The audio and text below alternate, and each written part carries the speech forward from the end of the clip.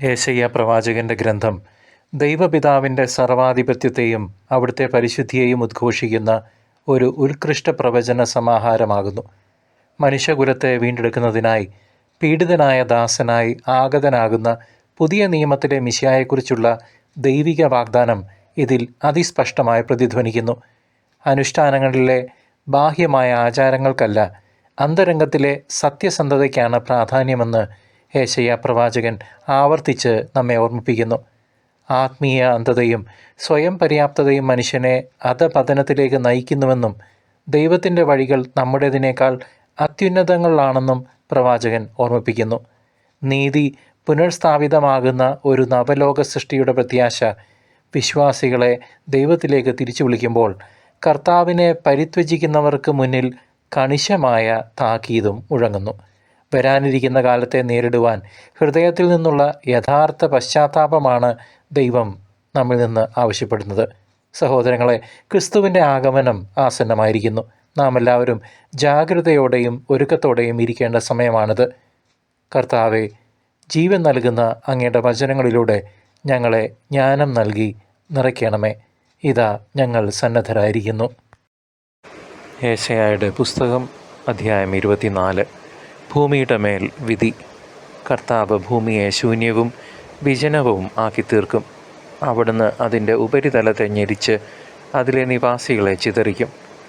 ജനത്തിനും പുരോഹിതനും അടിമയ്ക്കും യജമാനനും ദാസിക്കും സ്വാമിനിക്കും വാങ്ങുന്നവനും വിൽക്കുന്നവനും വായ്പ കൊടുക്കുന്നവനും വായ്പ വാങ്ങുന്നവനും ഉത്തമർണനും അധമർണനും ഒന്നുപോലെ സംഭവിക്കും. ഭൂമി തീർത്തും ശൂന്യമാകും, പൂർണ്ണമായി കൊള്ളയടിക്കപ്പെടും. കർത്താവിൻ്റേതാണ് ഈ വചനം. ഭൂമി ദുഃഖിച്ച് ക്ഷയിച്ചു പോകുന്നു, ലോകമാകെ വാടിക്കൊഴിയുന്നു. ആകാശം ഭൂമിയോടൊപ്പം വാടിപ്പോകുന്നു. ഭൂമി അതിലെ നിവാസികൾ നിമിത്തം അശുദ്ധമായി തീർന്നിരിക്കുന്നു. അവർ നിയമം ലംഘിക്കുകയും കൽപ്പനകളിൽ നിന്ന് വ്യതിചലിക്കുകയും അങ്ങനെ ശാശ്വതമായ ഉടമ്പടിക്ക് ഭംഗം വരുത്തുകയും ചെയ്തിരിക്കുന്നു. അതിനാൽ ശാപം ഭൂമിയെ വിഴുങ്ങുകയും ഭൂവാസികൾ തങ്ങളുടെ അകൃത്യത്തിൻ്റെ ശിക്ഷ അനുഭവിക്കുകയും ചെയ്യുന്നു. അതുകൊണ്ട് ഭൂമിയിലെ നിവാസികൾ ദഹിച്ചു തീരുന്നു, ചുരുക്കം പേർ മാത്രം അവശേഷിക്കുന്നു.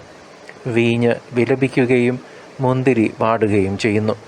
സന്തുഷ്ടചിത്തർ നെടുവീർപ്പിടുന്നു. തപ്പുകളുടെ നാദം നിലച്ചു, ആഹ്ലാദിക്കുന്നവരുടെ സ്വരം അവസാനിച്ചു. വീണാനാദം ഇല്ലാതായി. ഗാനാലാപത്തോടുകൂടെ ഇനി അവർ വീഞ്ഞ് കുടിക്കുകയില്ല. മദ്യം അത് കുടിക്കുന്നവർക്ക് അരോചകമായി തീരുന്നു. കലാപത്തിൻ്റെ നഗരം തകർക്കപ്പെട്ടിരിക്കുന്നു. ആർക്കും കടക്കാനാവാത്ത വിധം എല്ലാ ഭവനങ്ങളും അടച്ചുപൂട്ടിയിരിക്കുന്നു. വീഞ്ഞില്ലാത്തതിനാൽ തെരുവുകളിൽ മുറവിളി ഉയരുന്നു. സന്തോഷം അസ്തമിച്ചിരിക്കുന്നു. ഭൂമിയിൽ നിന്ന് ആഹ്ലാദം അപ്രത്യക്ഷമായിരിക്കുന്നു. നഗരത്തിൽ ശൂന്യത മാത്രം അവശേഷിച്ചിരിക്കുന്നു. കവാടങ്ങൾ തല്ലി തകർത്തിരിക്കുന്നു.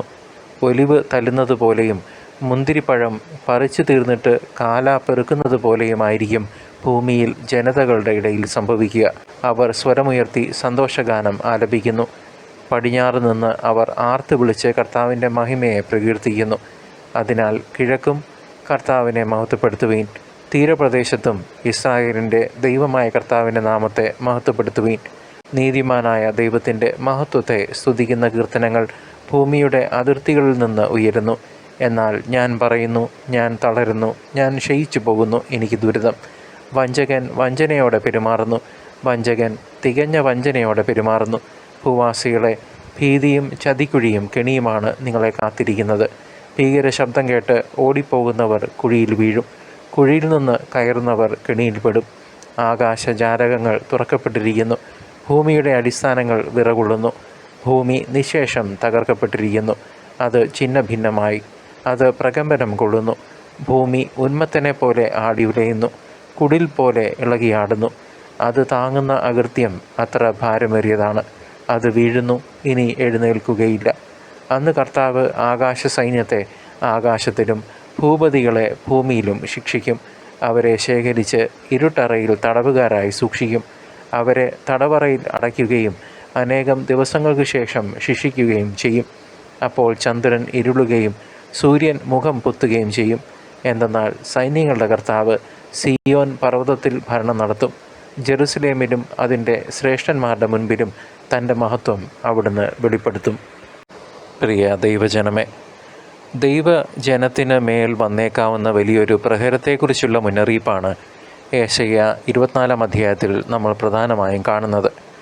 അസീറിയൻ സാമ്രാജ്യത്തിൻ്റെ ഭീഷണിയും ബാബിലോണിയൻ പ്രവാസത്തിൻ്റെ നിഴലും വീണുകിടക്കുന്ന ആ കാലഘട്ടത്തിൽ ഇസ്രായേലിൻ്റെയും യൂദായുടെയും ആത്മീയ തകർച്ചയെയാണ് പ്രവാചകൻ ചൂണ്ടിക്കാണിക്കുന്നത്.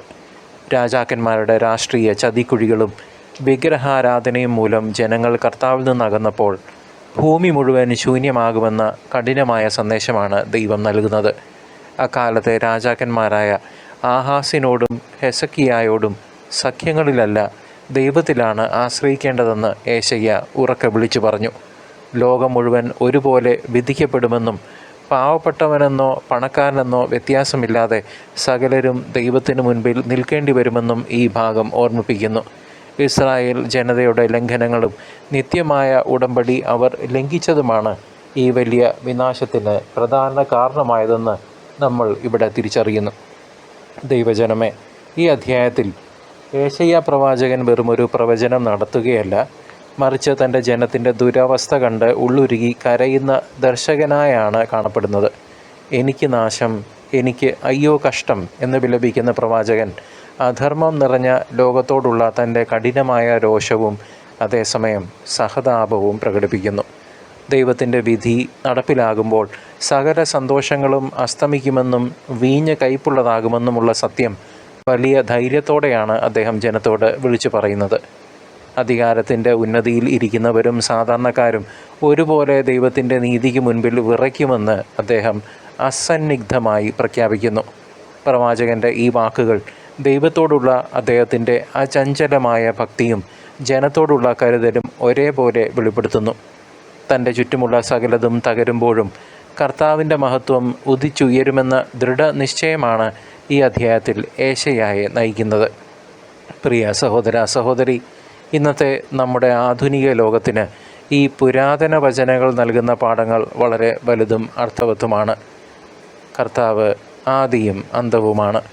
ഭൂമി മലിനമായിരിക്കുന്നുവെന്നും അതിൻ്റെ നിവാസികൾ ദൈവപ്രമാണങ്ങൾ ലംഘിച്ചുവെന്നും യേശയ്യാ പ്രവാചകൻ പറയുമ്പോൾ അത് നമ്മുടെ പാരിസ്ഥിതികവും ധാർമ്മികവുമായ തകർച്ചയെയാണ് ഓർമ്മിപ്പിക്കുന്നത്. അനീതിയും അക്രമവും പെരുകുമ്പോൾ ദൈവത്തിൻ്റെ വിധി അനിവാര്യമാണെന്നും എന്നാൽ ആ വിനാശത്തിനിടയിലും ദൈവത്തെ മഹത്വപ്പെടുത്തുന്ന ഒരു ചെറിയ വിഭാഗം അവശേഷിക്കുമെന്നും നമ്മൾ പഠിക്കുന്നു. കർത്താവിനെ ഭയപ്പെടാതെയും അവിടുത്തെ കൽപ്പനകൾ മാനിക്കാതെയും നടത്തുന്ന സകല നേട്ടങ്ങളും വെറും മിഥ്യയാണെന്ന് ഈ അധ്യായം നമ്മെ ഓർമ്മിപ്പിക്കുന്നു. മനുഷ്യൻ തൻ്റെ സ്വാർത്ഥത മൂലം പ്രകൃതിയെയും സഹോദരങ്ങളെയും ദ്രോഹിക്കുമ്പോൾ ദൈവത്തിൻ്റെ ഉടമ്പടി ലംഘിക്കപ്പെടുകയാണെന്ന് വിശ്വാസികൾ തിരിച്ചറിയണം. എല്ലാ പ്രതിസന്ധികൾക്കിടയിലും കർത്താവിൻ്റെ നാമത്തെ മഹത്വപ്പെടുത്തുന്ന ഒരു അവശേഷിപ്പ് ആകാനാണ് നിങ്ങളും ഞാനും വിളിക്കപ്പെട്ടിരിക്കുന്നത് എന്ന് ഈ വചനം ഓർമ്മിപ്പിക്കുന്നു.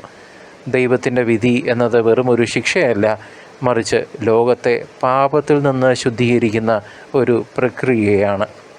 യേശയ്യാ 24 വിവരിക്കുന്ന വിനാശം കാണുമ്പോൾ പേടി തോന്നാമെങ്കിലും അതിനിടയിൽ മിന്നിമറയുന്ന പ്രത്യാശയുടെ കിരണങ്ങൾ നമ്മൾ കാണാതെ പോകരുത്.